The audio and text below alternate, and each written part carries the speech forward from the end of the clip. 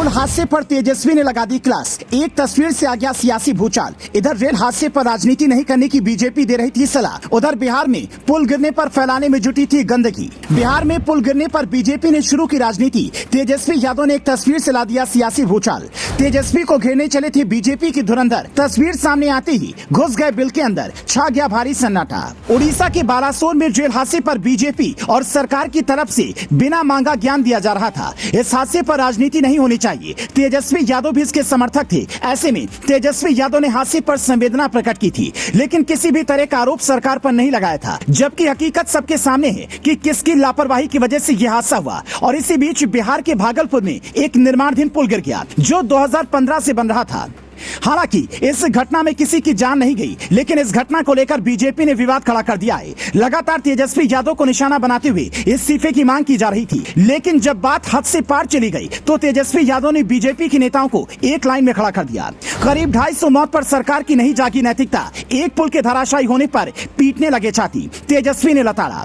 Balasore train हादसा अब तक का सबसे बड़ा रेल हादसा है, जिसमें करीब 278 लोगों की जान चली गई। लेकिन मोदी का इस्तीफा छोड़िए, रेल मंत्री तक ने इस्तीफा देने की बात नहीं की। उल्टा सलाह दी जा रही है कि ऐसी घटनाओं पर इस्तीफा नहीं दिया जाता। लेकिन एक पुल जो बन रहा था वो गिर गया, जिसमें किसी की जान भी नहीं गई। उस मामले में बीजेपी के नेता तेजस्वी यादव और नीतीश कुमार से इस्तीफा देने की मांग करने लगे। इस पर तेजस्वी यादव ने बीजेपी के नेताओं को पढ़ने लिखने की नसीहत दे डाली, जिसके बाद बीजेपी खेमे में सन्नाटा पसर गया। दरअसल इस घटना के बाद खुद आगे आकर तेजस्वी यादव ने मामले की जांच के आदेश दिए और साफ किया कि उनको पहले से ही पुल के डिजाइन पर शक था। तेजस्वी यादव ने कहा, इस पुल को लेकर विधानसभा में 2 बार 1 मार्च और 13 मार्च 2023 को सवाल आया था। उस समय हमने इस पर जवाब दिया था। हम लोग शंका में थे। इस पुल की डिजाइन आदि की पूरी जांच कराने के बाद ही आगे कदम उठाने का निर्णय हम लोगों ने लिया था।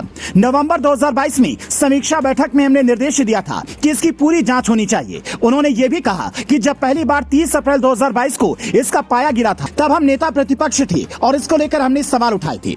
इस जवाब के बाद बीजेपी खेमा सन्न हो गया है, क्योंकि तेजस्वी यादव ने हवाई बात नहीं कही थी, बल्कि विधानसभा के रिकॉर्ड में तेजस्वी यादव का सवाल भी दर्ज है। ऐसे में बीजेपी की फजीहत तब ज्यादा हुई जब इस पुल का इतिहास खुल गया। दरअसल ये पुल 2015 में बनना शुरू हुआ था और इसकी शुरुआत किसी और ने नहीं, बल्कि खुद पीएम मोदी ने आकर की थी। उस वक्त की बीजेपी नीतीश कुमार के साथ बिहार में सत्ता में थे। बीजेपी के नेता इस पुल के नाम पर बड़ी बड़ी फेंक रहे थे, लेकिन सत्ता जाने के बाद सारा ठीक रहा। तेजस्वी यादव पर फोड़ने में जुट गए। लेकिन जब इस पुल के इतिहास को बीजेपी को याद दिलवाया गया तो अब कोई बोलने और मुंह खोलने को तैयार नहीं है।